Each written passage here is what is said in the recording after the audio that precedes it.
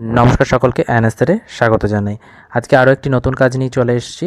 এই কাজটি কি আসনের কাজ। তো এটি আমার অন্যতম প্রিয় কাজ। সব কাজই প্রিয়, কিন্তু কিছু জিনিস আমাদের বেশি প্রিয় হয়, কিছু কাজ হঠাৎ করে বেশি পছন্দ হয়ে যায়। সবকটিই প্রিয়, কারণ সবকটি সৃষ্টি তো আমারই, লালনও আমার, তো সেই কারণে প্রিয় তো হবেই। যাই হোক, আঁকতে আঁকতে একটি কথা মাথায় এলো হঠাৎ করে, যে এই আঁকা নিয়ে আমরা অনেক সময় দেখতে পাই, আশেপাশে বাচ্চাদের তরফ থেকেও শুনতে পাই, এবং আমরা নিজেরাও যারা আঁকি তারা আমরা জানি, ছোটোবেলা থেকে আমাদের বলা হয়, বিশেষত মাধ্যমিকের সময় আমাদের বলা হয় যে আঁকাটা ছাড়িয়ে দেওয়া দরকার, কারণ হচ্ছে পড়াশোনায় মন বসবে না, এরকম ইত্যাদি অনেক কথা শোনা যায়। তো আমার বেলাতেও আমি শুনেছি, কিন্তু একটা সময় আমি দেখেছি লোকে বলতো আমাকে, যে কিছু ব্যক্তি, সবাই না, কিছু ব্যক্তি, যে একে কী হবে, আর্টিস্ট কত টাকা রোজগার করবে, আর একে কী হবে, এরকম ধরনের বহুত কথা শুনেছি।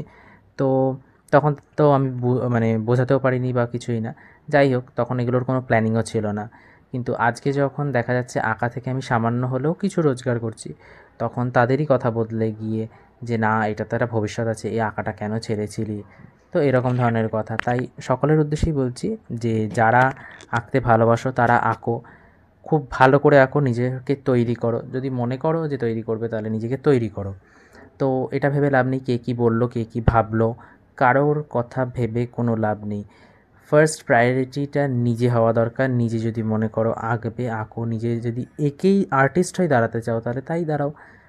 আর কে কী বললো, কে কী না বললো, কিচ্ছু না। নিজের লাইফ, নিজের ডিসিশন, ঠিক হলে ঠিক, ভুল হলে ভুল, কোনো কিছু যায় আসে না। নিজের ওপর বিশ্বাস রাখো। আর আঁকাটা কেমন লাগলো